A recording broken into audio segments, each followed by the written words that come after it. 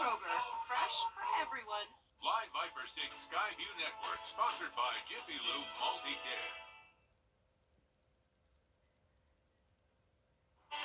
Well, we have some cooler days for the rest of this week. Our highs will be staying in the 50s and 60s and lows dropping into the 20s and 30s. Definitely will need some jackets when you're headed out early in the morning. More details on your forecast coming right up. Right now on News Channel 6 at 5, as coronavirus cases continue to rise, we talk to doctors about when you should get tested if you feel symptoms. Plus, the Augusta Judicial Circuit receives a $2 million grant from the Augusta Commission, how they intend to use the funding. And the Partridge Inn set to reopen after a big renovation. What guests can expect as Your News at 5 starts now. Live from Television Park, this is Wjbf News Channel 6 at 5. Good evening, everyone. I'm Jenny Montgomery. I'm Brad Means. Thanks for joining us. We do appreciate it. Coverage you can count on continues now, with some people having to wait a while for their coronavirus testing results. News Channel 6's Renetta Dubose spent the day looking into which medical facilities have those delays and the cause of the wait. She's live at one of the local health department's testing sites on 15th Street. Renetta? Brad, testing is wrapping up right about now. You can see maybe a car or two come every minute or so, but testing can take some time, and while your wait may take a little while, we're learning that the results are taking even longer. We spoke with one patient in Augusta who went to the health department site here at Augusta University on 15th Street Friday. She was told her wait would take 24 to 48 hours to get results. East Central Health District confirms that there is a delay at its testing facilities, such as this one. Today, that patient is still waiting on results for herself and her family after coming down with COVID-like symptoms last week. Some equipment had broken down, and plus there was the holiday. And I responded. I told them thank you, and I'm just waiting on the response. And then probably about 5 minutes later, another email from the same company, but it was a different person. She emailed and said that the labs were getting the specimens later because of the weather. Now, if you are tested here or at the local health department's North Leg location, they are telling people that the wait for results will be 24 to 72 hours. We also checked in with Augusta University and University Hospital, and their results are taking a longer time. It's all because of the demand for testing, along with staffing and supply chain issues. Live in Augusta, Renetta Dubose, WJBF News Channel 6. Back to you. Renetta, thank you. Local COVID testing sites are overwhelmed with patients, and hospitals are getting crowded. In fact, University Hospital reports more than 100 COVID patients today. News Channel 6's Mary Calkins spoke with the folks at Augusta Health.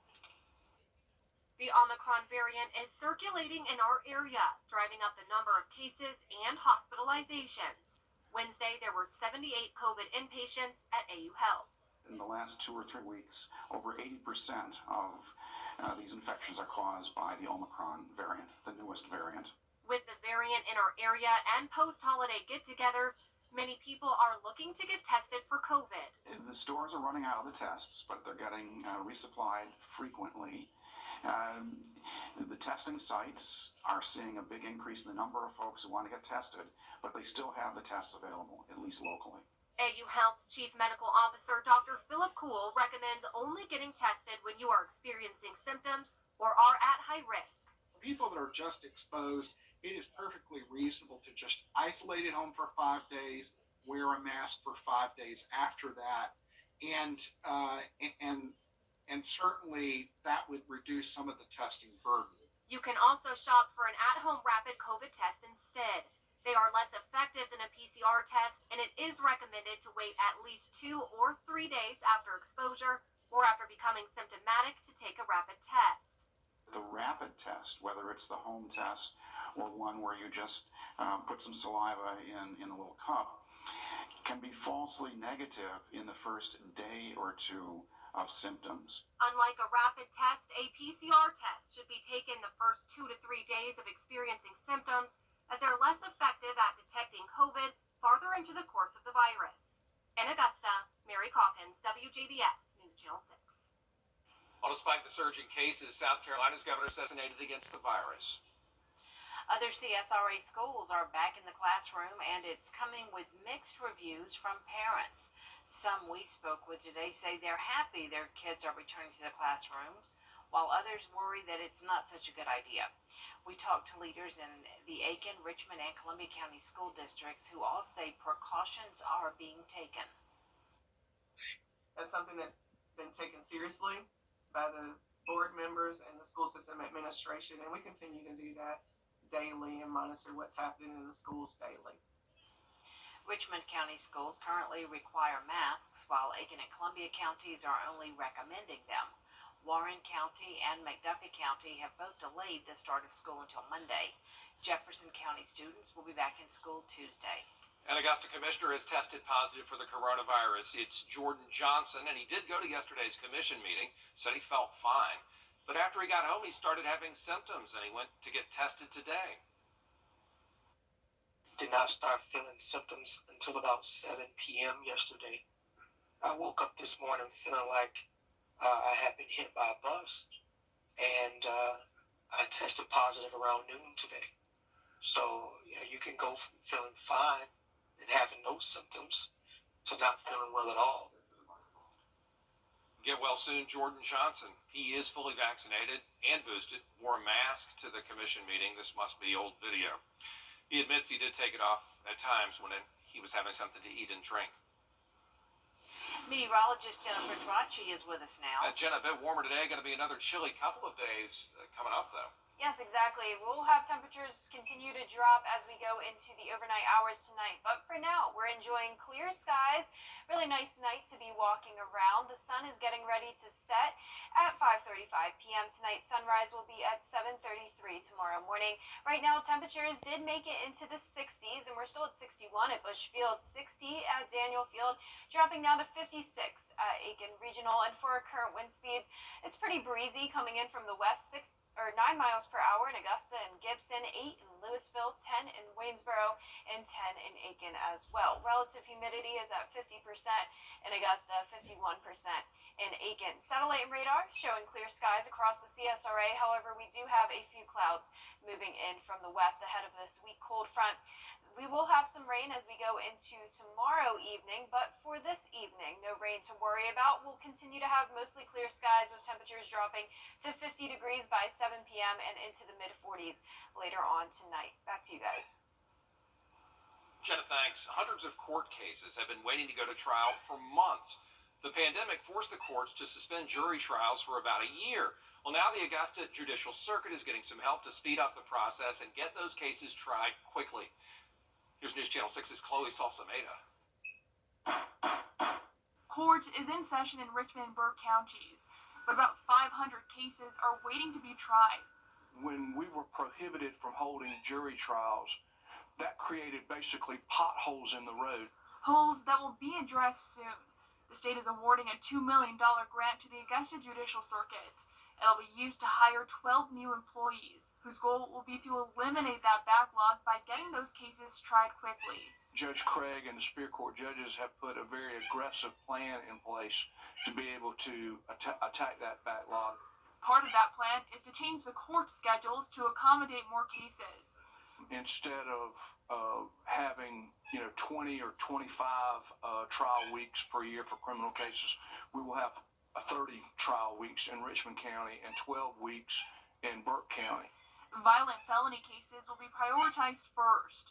If they can stay on schedule, the court hopes the backlog soon becomes a thing of the past. We believe that we can get most of the backlog completed within the year. If the court can show that they made progress in getting through some of those backlog cases, they may be eligible for more funding in 2023 and 2024. In Augusta, Chloe Salsameda, WJBF, News Channel 6.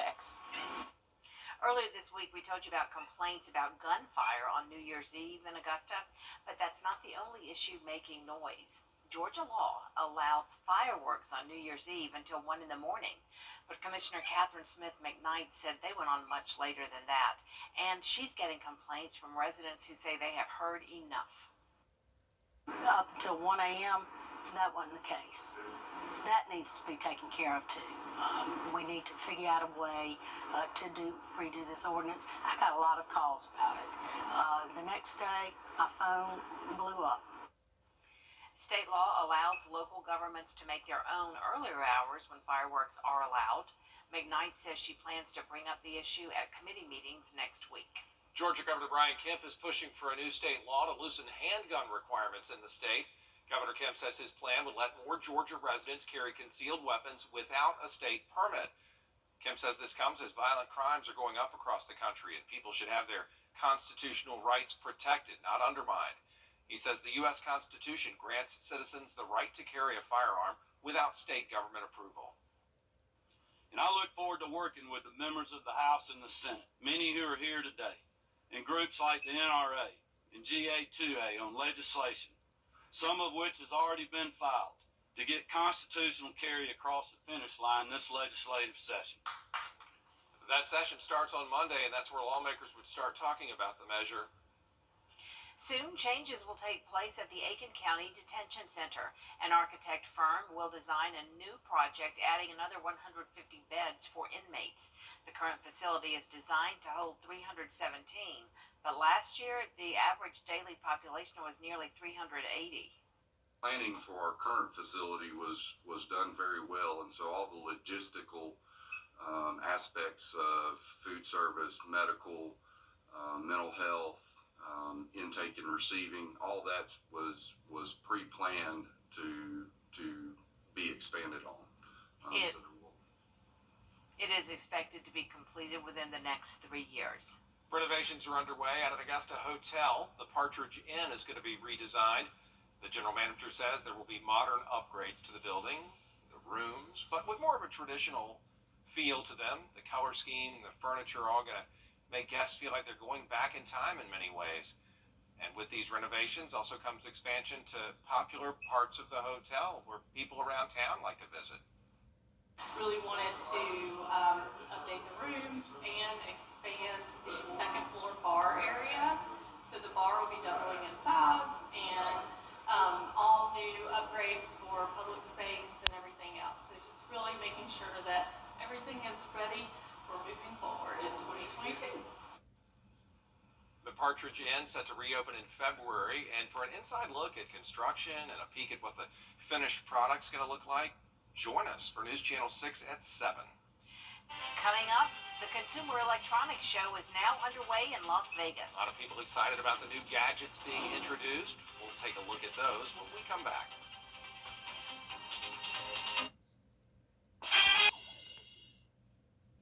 Now, your most accurate forecast with WJBF Live, Viper 6. Good Wednesday evening. We're enjoying a beautiful sunset on our Jiffy Lube Skyview Network cam over at Augusta Marriott. There are no clouds in the sky. Overall, a very nice evening. 61 degrees as the temperature in Augusta with a 9-mile-per-hour wind. Looking around the CSRA, we're seeing anywhere from the mid-50s into the mid-60s. 54 in Washington and Crawfordville, even down in Sparta as well. 58 in Sandersville, a little bit warmer the further south you go. 61 in Millen, 65 in Waynesboro and Louisville, only 55 in Aiken, 56 in Edgefield. Now, all of us are seeing a lot of sunshine. However, there are a few clouds starting to move into the CSRA coming in from the west. Now, this won't bring us any rain tonight or early tomorrow, but as we go into tomorrow evening, that's when we'll have a chance of some rain.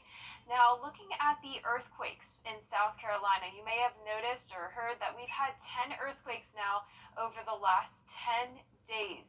That's a rate of 1 earthquake a day. Now, granted, they are very small earthquakes, only a magnitude of 2.6 for this one. This happened at 1:45 a.m., and we had another one at 8:18 a.m. in pretty much the same exact area. That's in Northeast Columbia, 1.5 magnitude on that one. So once again, 10 earthquakes in 10 days in the state of South Carolina. But back to your evening planner, we will have mostly sunny skies over the next hour. Temperatures will drop into the mid-50s by 6 p.m., going down to 45 degrees by 8 p.m. tonight. We will reach a low of 36 tonight, and it will get even chillier as we go into the weekend, 28 on Saturday morning.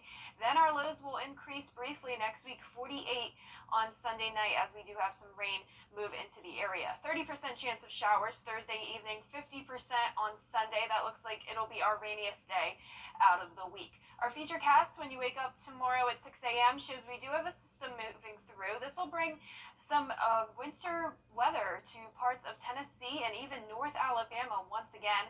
There's winter storm warnings in effect for this area, but sadly for us, we will not be getting any snow. Instead, we will just be seeing rain as this cold front pushes through. Here's a look at 6 p.m. on Thursday. That front will bring us some showers and thunderstorms, however, not a severe threat with that.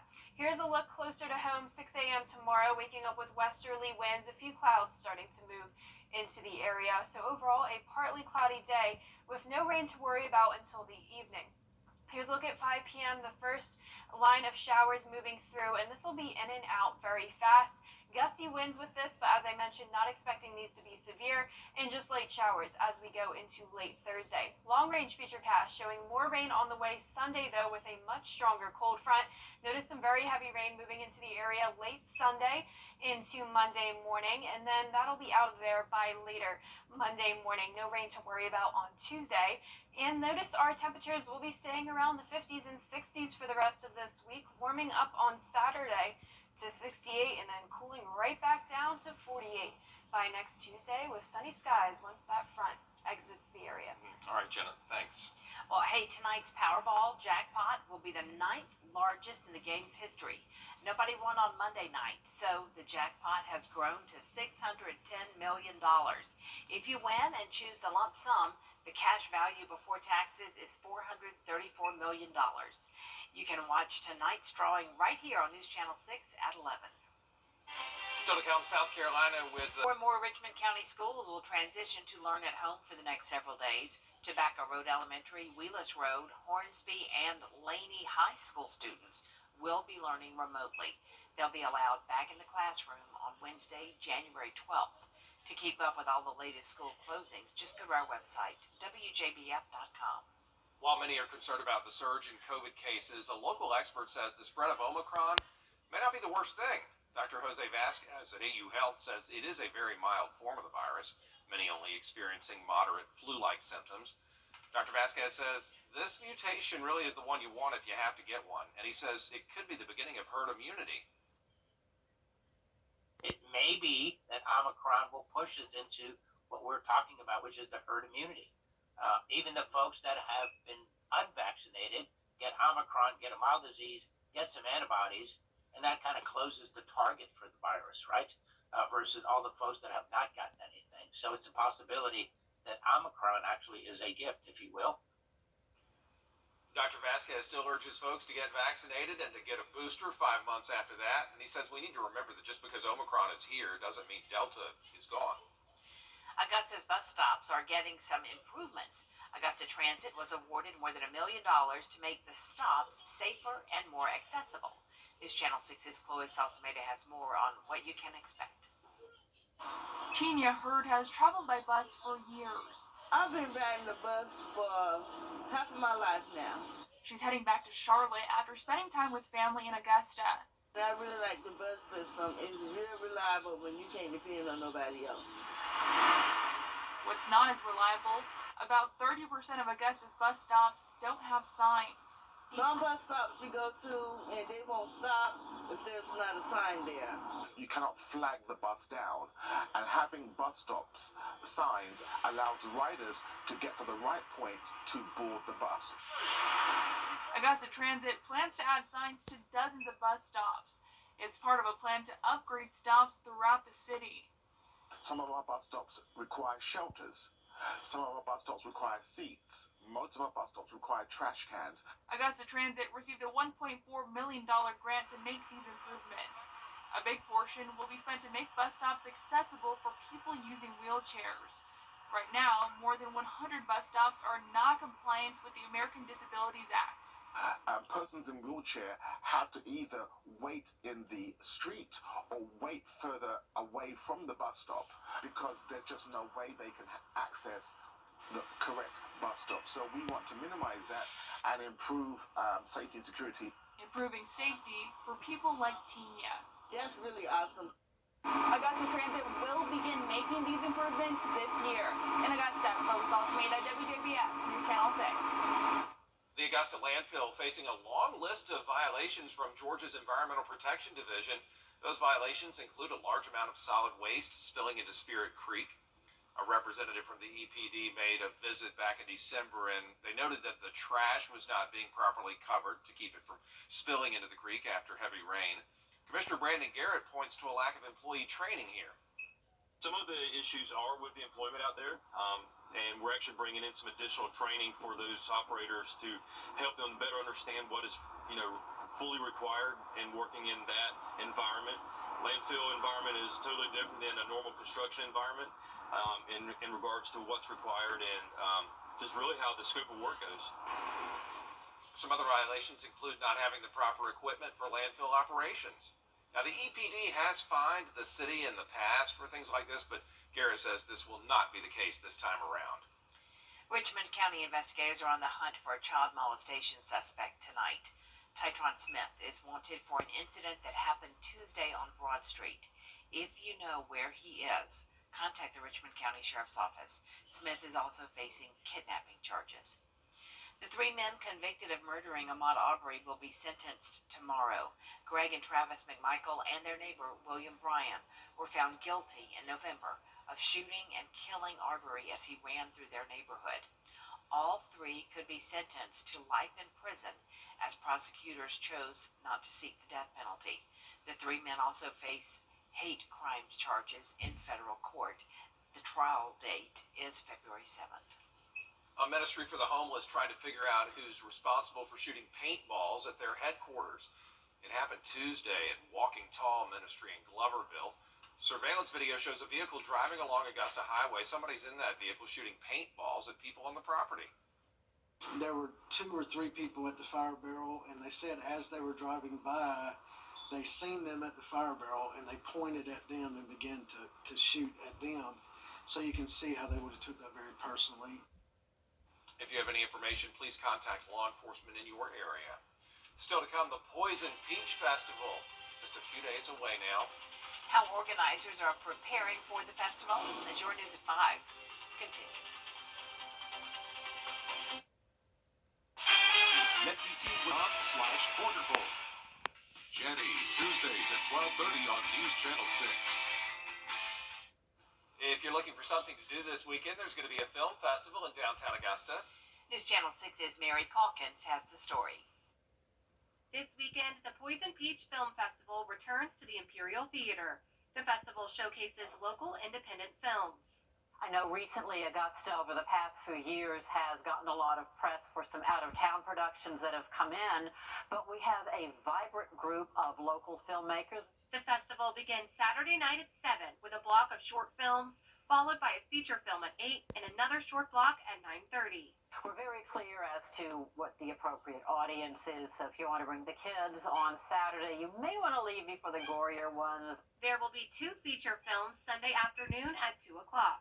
And this festival is designed to showcase film in real theater, nice big screen, good sound projection, and of course the historic Imperial is a beautiful place to come and see films. They weren't able to host Poison Peach last January, and Annette says she's looking forward to celebrating local art once again. Somehow people think that if it's out of town, it's better. And that is not the case. We have a tremendous talent base here. We have writers, actors, we have people who are improving their filmmaking skills. And she says it's a great place for future filmmakers. If you're interested in getting involved in local films, come on down. You can see some of the work that we're doing, and you can meet the people who are doing it, and that is priceless. You can buy tickets at the door. They're $10 plus a $3 restoration fee for the Imperial. In Augusta, Mary Calkins, WJBF, News Channel 6. Coming up, Chief Meteorologist Tim